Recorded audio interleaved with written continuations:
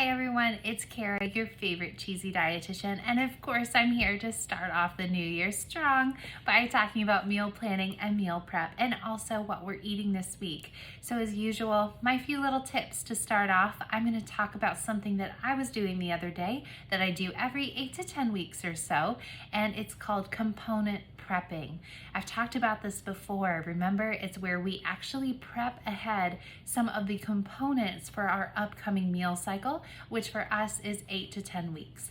So what we usually do is we will plan our 8 or 10 weeks of meals. We will look at what are some of those common factors that are in these recipes, and then I will prep those in bulk ahead of time in store, in the freezer, in the fridge, wherever it makes sense for them to be stored until it's time to use them. So I'm actually using one of those today. Wow, blah. And the first one that you'll see here is chicken. So I do, and it does say salad, okay, because we're gonna use it for a salad. You'll see in a few minutes, but that is one that I just went ahead and prepped. I put in a freezer bag and it is ready when we need it, which for us is this week.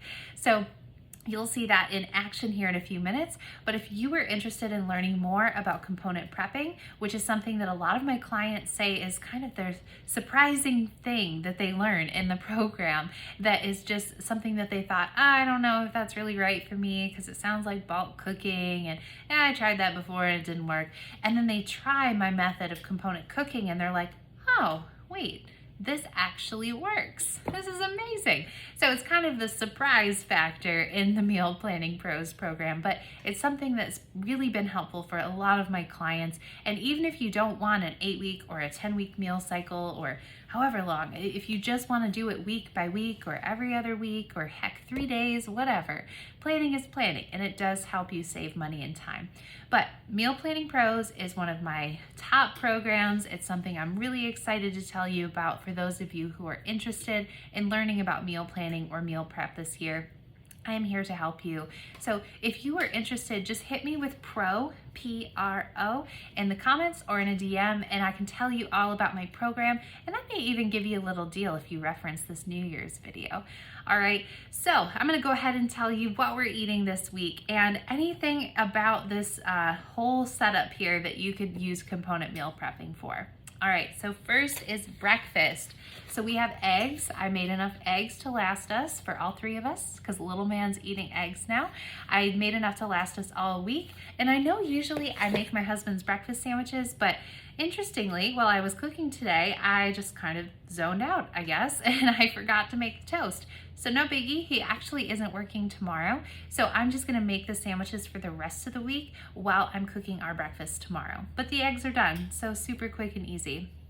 Lunches. Now this is something that you can use component prepping for. Our lunches are one of our favorite dishes in a Halloween dish, apparently. It's baked chimichangas, and these are on cheesynutrition.com. Quick and easy recipe. Oh, I was trying to show you the inside. It's kind of hard to see. I'm so sorry. Okay, didn't mean to grab the Halloween container. But baked chimichangas are basically like a meat and cheese filled tortilla rolled up, sort of burrito style, but I don't fold in the edges.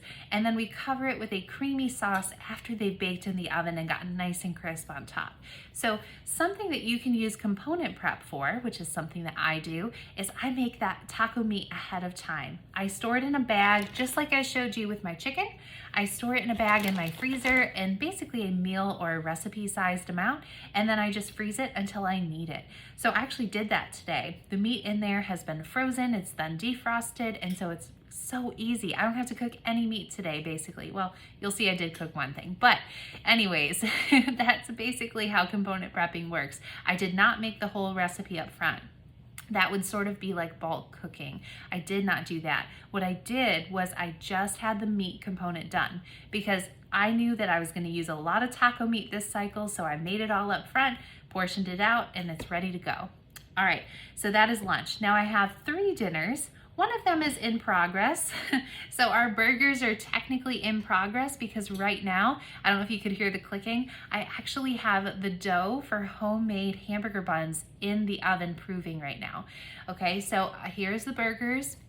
And just like I told you before, that burger meat is actually a roast that my dad took with some bacon and some jalapenos, and they put it in their meat grinder. And so he made us basically our own homemade hamburger meat, and it's fantastic. We're gonna need some more of that soon, actually. Take a little mental note. All right, so that's dinner number one. We're gonna have burgers and of course some tater tots and a salad along with it. Next is the new recipe of the week. I'm pretty excited. It's different. It's actually a pork loin, which you can tell does look a little bit pink still, but I did cook it to the minimum temperature, so no worries. But it's also gonna get reheated before we eat it, so you wanna slightly underdo it or like right at the minimum temp, so that way when you reheat it, it doesn't turn into pork jerky. Nobody wants that, right? So this was just a pork loin that I did actually a marinade that had some Greek yogurt. It had a little bit of vinegar, some oil, and some seasonings. And I just basically coated that, let it, I was gonna say freeze. I put it in the fridge for, about an hour. And then I took it out, I seared it in my pan, and then I put it in the oven until it was done. That was super quick and easy. Now I have no idea what it tastes like. I'll let you know later in the week, but new recipe, should be all right. It's pork, I love pork. I also made some potatoes to go along with it, and yes, it's a lot. I actually was trying a new recipe with this too, and since I've never made it before, I did make it as it said to make it. So it was a lot, but I think they'll freeze okay. To freeze them, I'm actually gonna lay them out flat on a sheet pan. And then when they are frozen, I will put them in a bag. That way we don't have to use all of them at once, because I think these would be really good as leftovers, but in a breakfast burrito. I love potatoes in breakfast burrito. Do you too? All right, and I also made just some quick and simple roasted vegetables to go with that meal, because we love peppers and onions roasted. I meant to put jalapenos in there, I forgot. Last meal is actually going to be that chicken that you saw. And we are gonna slice that and have it with our Caesar pasta salad and some romaine lettuce. And we just basically end up tossing it all together the night we're gonna have it. And oh, it's one of our favorites. All right, guys, don't forget, if you wanna learn more about my Meal Planning Pros program to help you reach all those New Year's resolutions that you have set for yourself, go ahead and say PRO, P-R-O, in the comments, or if you want any of the recipes that I used today, just let me know, comments, DM, whatever, shout out and let me know you want them, and I will get them to you as quickly as possible. So I wish everyone a super happy new year, and I can't wait to see where meal planning and meal prep takes you this year. All right, guys, happy 2022.